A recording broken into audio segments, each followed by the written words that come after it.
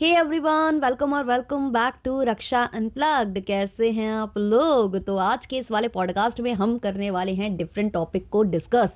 लेकिन ये जो टॉपिक होने वाला है ये सबके लिए नोन टॉपिक होने वाला है, तो इस पर भर भर के प्यार देना, पूरा सुन लेना। अच्छा लगे तो फिर लाइक शेयर सब्सक्राइब और हाइप वगैरह कर देना। तो आज हम बात करने वाले हैं अक्षय खन्ना के बारे में। अक्षय खन्ना के ऊपर बहुत सारे एलिगेशंस लग रहे हैं भाई। उनका जो कंट्रोवर्सी है कहीं ना कहीं वो स्टार्ट हो चुकी है। क्या है पूरा माजरा, वही तो हम आपको बताने वाले हैं। तो जैसा कि आपको पता है कि अभी धुरंधर जो है बहुत ताबड़तोड़ कमाई कर रही है। 1000 करोड़ ऑलरेडी कमा चुकी है धुरंधर, और अभी भी प्लस चल रहा है भाई, पता नहीं कहां तक पहुंचते हैं। तो इस मूवी में सबको बहुत ज्यादा अप्रिशिएट किया गया है, लेकिन स्पेशली अगर किसी कैरेक्टर को बहुत ज्यादा सेलिब्रेट अगर कोई कर रहा है तो वो कैरेक्टर है भाई रहमान डकैत का कैरेक्टर, जो कि प्ले किया है अक्षय खन्ना ने। अब अक्षय खन्ना का ये कैरेक्टर लोगों के सर चढ़कर बोल रहा है। लोग इतना ज्यादा इस कैरेक्टर को सेलिब्रेट कर रहे हैं, साथ ही साथ बहुत सारे मीम्स वायरल हो रहे हैं, इनकी छोटी छोटी क्लिप्स बनाकर लोग काफी ज्यादा वायरल कर रहे हैं।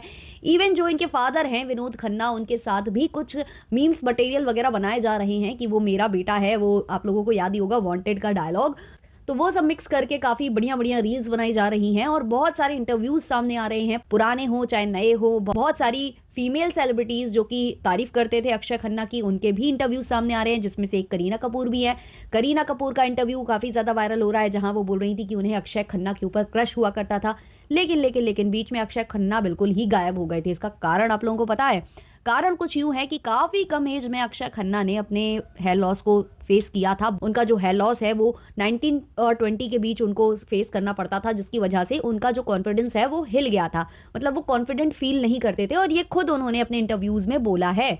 तो उस टाइम पर विग वगैरह लोग लगा लेते थे, लेकिन फिर भी लोग पकड़ भी लेते थे कि भाई इनका जो लुक है वो थोड़ा सा डिफरेंट नजर आ रहा है, कुछ तो इन्होंने किया हुआ है। फिर जो एक्टर है वो खुद कॉन्फिडेंट फील नहीं करते थे। प्लस होता क्या था कि उनको साइड कैरेक्टर में डाला जाने लगा, उनको मेन लीड नहीं मिलता था। मेन लीड मूवीज मिलती थी तो वो बहुत अच्छा परफॉर्म नहीं करती थी। तो धीमे धीमे वो थोड़ा सा बॉलीवुड से दूर चले गए थे, काफ़ी ज़्यादा मतलब वो दिखाई नहीं देते थे। और बहुत सारे ऐसे बॉलीवुड सेलेब्स हैं जो बोला भी करते थे कि काफ़ी अच्छा उनका मतलब एक्टिंग स्किल्स है, लेकिन वो मतलब पता नहीं क्यों दूर रहते हैं मूवीज से।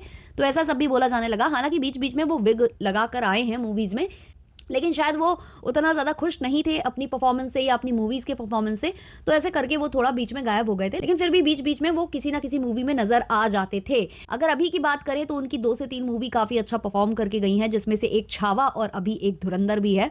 तो ये सब बहुत अच्छा परफॉर्म कर गए हैं, सब कुछ अच्छा जा रहा था। अब ये होने वाले थे दृश्यम 3 में दोबारा से कास्ट। जैसा कि आपको पता है कि दृश्यम 2 में इन्होंने बहुत अहम किरदार निभाया था। अब दृश्यम 3 में भी वो कंटिन्यू करने वाले थे अपने उसी कैरेक्टर के साथ। तो उस मूवी में उनकी और मेकर्स की जो प्रोड्यूसर हैं कुमार मंगत पाठक, उन्होंने काफी कुछ इनके ऊपर बोला है। तो उनसे बातचीत चल रही थी अक्षय खन्ना की। धुरंधर की सक्सेस से पहले ही जो अक्षय खन्ना है उन्होंने बोला था कि वो विग पहनना चाहते हैं दृश्यम 3 में। हो सकता है भाई कॉन्फिडेंस आ जाता हो विग पहनने के बाद, जो भी उन्होंने सोचा हो। तो उन्होंने कहा कि मैं विग पहनना चाहता हूं दृश्यम 3 में। लेकिन जो मेकर्स हैं उन्होंने उनको समझाया कि आप 2 में विग नहीं पहने हुए थे, और अगर आप 3 में विग पहनोगे तो वो थोड़ा सा अच्छा नहीं लगेगा, ऑडियंस कनेक्ट नहीं कर पाएगी, लोगों को प्रॉब्लम नजर आने लग जाएगी, लोग सवाल करने लग जाएंगे कि ये कैरेक्टर के अचानक से बाल कैसे आ गए। तो यही सब इनको समझाया गया था, ये मान भी गए थे। लेकिन जैसे ही धुरंधर हिट हो गई, सुपर डुपर हिट हो गई, तो वैसे ही अक्षय खन्ना के फिर तेवर बदल गए। अब उनकी काफी ज्यादा प्रॉब्लम्स होने लगी हैं इस मूवी को लेकर। जो कुमार मंगत पाठक हैं उनका ये कहना है कि जो अक्षय खन्ना है वो फिर से अड़ गए हैं कि उन्हें विग ही लगानी है, विग के बिना वो काम नहीं करेंगे। दूसरा उन्होंने एलिगेशन लगाया जो अक्षय खन्ना है उनके ऊपर कि भाई ये मांग रहे 21 करोड़ रुपए, इनकी डिमांड कुछ ज्यादा ही बढ़ गई है। ये खुद को सुपरस्टार समझने लग गए हैं, इनको लग रहा है कि धुरंधर इनके कंधों पर ही आगे बढ़ी है, जबकि ऐसा नहीं है। धुरंधर की सक्सेस में डायरेक्टर, प्रोड्यूसर, राइटर और बहुत सारी जो फैक्ट्स हैं वो काम कर रहे हैं। उसमें रणवीर सिंह का भी हाथ है और बहुत दूसरे एक्टर्स हैं उनका भी हाथ है। सिनेमेटोग्राफर से लेकर हर एक बंदे का उसमें योगदान है। गाने, सिंगर, सबका योगदान होता है, अकेले एक एक्टर का योगदान नहीं होता है। लेकिन इनको ऐसा फील हो रहा है, मतलब अक्षय खन्ना को ऐसा फील हो रहा है कि भाई इन्हीं के बलबूते वो जो है ना मूवी सुपर डुपर हिट हो गई है, और इसलिए अब जो है ये कुछ ज्यादा ही भारी भरकम अमाउंट मांग रहे हैं। तो जैसे अक्षय खन्ना के कैरेक्टर को सेलिब्रेट किया जा रहा है ना, वैसे ही बॉबी देओल के कैरेक्टर को भी बहुत ज्यादा सेलिब्रेट किया गया था। एनिमल की बात मैं कर रही हूँ, तो ऐसे ही सेलिब्रेट किया गया था उस कैरेक्टर को भी।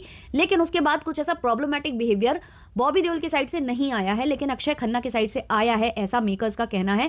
अब कुमार मंगत पाठक का कहना है कि मैंने जो है ना अक्षय खन्ना को आर्टिकल 375 में भी लिया था, उसके बाद मैंने दृश्यम 2 में भी लिया, मैंने इनके ऊपर जो है विश्वास जताया, लेकिन अब ये मुझे ही बिट्रे कर रहे हैं। और इनको लेकर काफ़ी लोगों ने मुझे सुझाव दिया था कि ये प्रॉब्लमैटिक है, ये शूटिंग वगैरह में भी प्रॉब्लम क्रिएट करता है। काफ़ी लोगों ने मुझे समझाया था, लेकिन मैं नहीं माना, मैंने इनको कास्ट कर लिया और अब मुझे वही सब फेस करना पड़ रहा है। अब बता रहे हैं कि भाई अक्षय खन्ना ने तो दृश्यम 3 से विथड्रॉ कर लिया है कि भाई मैं नहीं करूँगा ये रोल। उनकी जगह जयदीप अलाहावत को कास्ट भी कर लिया गया है, लेकिन लीगल नोटिस गया है बाकायदे अक्षय खन्ना के पास, लीगल नोटिस भेजा गया है और बहुत सारे जो एलिगेशंस है जो कि ऑलरेडी मैं आपको बता चुकी हूँ, ये उनके ऊपर लग रहे हैं। अभी ये सारी बातें तो हो रही हैं, अब हो सकता है कि भाई ये कोई पब्लिसिटी स्टंट हो, पीआर हो, ये भी पॉसिबल है, क्योंकि अगर आपको याद हो तो हेरा फेरी 3 को लेकर भी ऐसी ही कुछ बातें आई थी। जब ये बात सामने आई थी कि परेश रावल ने हेरा फेरी 3 से अपने जो हाथ है वो खींच लिए हैं, उन्होंने विड्रॉ कर दिया है, उन्होंने कह दिया कि भाई मैं नहीं करूँगा ये रोल, तो उसके बाद अक्षय कुमार ने उनके खिलाफ लीगल नोटिस जारी किया था और बहुत सारी मीडिया में खबर आई थी, बहुत कुछ उस टाइम पर भी हुआ था। लेकिन बाद में जो है दोबारा से परेश रावल की एंट्री हो गई थी उस मूवी में, वापस से वो उस मूवी में आ गए थे और ये पूरा का पूरा ना एक पीआर स्टंट था, मूवी को प्रमोट करने का एक तरीका निकाला गया था सेलिब्रिटीज के साइड से, जिसको नेगेटिव पीआर भी बोला जाता है। तो हो सकता है कि दृश्यम 3 को लेकर भी ये चीजें की जा रही हों, हो सकता है कि ये मिली भगत हो अक्षय कुमार और मेकर्स की। हालांकि यहाँ नाम आ चुका है सामने कि जयदीप अलाहावत होने वाले हैं अब उस कैरेक्टर में, तो हो सकता है कि थोड़ी बहुत सच्चाई भी हो। लेकिन मुझे थोड़ा सा डाउट क्रिएट कर रहा है जो ये प्रोड्यूसर है उनका स्टेटमेंट, वो इसलिए कि उन्होंने कहा कि मैंने उन्हें आर्टिकल 375 में कास्ट किया था और उसके बाद मैंने उन्हें दृश्यम 2 में कास्ट किया, उससे पहले तो वो बिल्कुल भी दिखाई नहीं दे रहे थे, मेरी वजह से उनका कमबैक हुआ है, ये कह रहे हैं प्रोड्यूसर।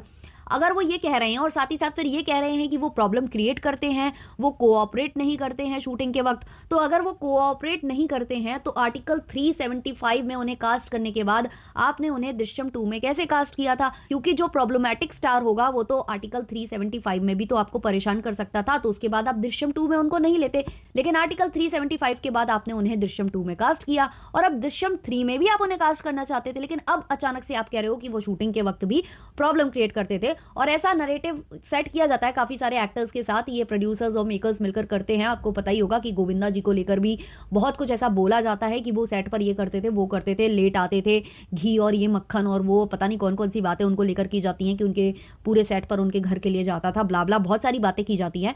लेकिन सेम यही बातें जो हैं सलमान खान के को एक्टर्स ने भी बोली हैं कि सलमान खान भी सेट पर लेट आते थे, पूरा मतलब दिन बीत जाने के बाद वो शाम को आते थे और कई बार तो ऐसा होता था कि शूट भी नहीं करते थे, खाते थे, पीते थे, निकल जाते थे। तो ये चीजें सलमान खान को लेकर भी बोली गई हैं और दूसरे एक्टर्स को भी लेकर बोली गई हैं, लेकिन हल्ला कुछ ज्यादा मचता था दूसरे एक्टर्स का, जबकि सलमान खान वाली बातें कभी भी किसी डायरेक्टर और प्रोड्यूसर के हवाले से सामने नहीं आई हैं तो को एक्टर्स के साइड से। तो इसका मतलब मेकर्स और ये भी ये देखते हैं कि भाई कौन ज्यादा पॉपुलर है, अगर कोई पॉपुलर है, किसी का वट है, तो फिर उसकी 100 खून माफ है, फिर वो लेट भी आए तो चलेगा, फिर वो शूटिंग करे ना करे तो चलेगा। वहीं अगर जो दूसरा एक्टर है जिसका इतना ज्यादा रसूख नहीं है, इतना ज्यादा वट नहीं है, तो वो अगर थोड़ा सा भी प्रॉब्लम क्रिएट करे, उससे गलती से भी अगर वो लेट हो जाए, उसकी गाड़ी वाड़ी भी पंचर हो जाए, तो ये लोग जो है हेडलाइंस बना देते हैं। ऐसा होता है भाई, होता है। आप लोगों में से कितने लोगों को ये चीज लगती है कमेंट सेक्शन में जरूर बताना, और अच्छा लगा हो तो लाइक शेयर सब्सक्राइब और हाइप कर देना। मिलते हैं नेक्स्ट वाले पॉडकास्ट में, तब तक के लिए बाय बाय।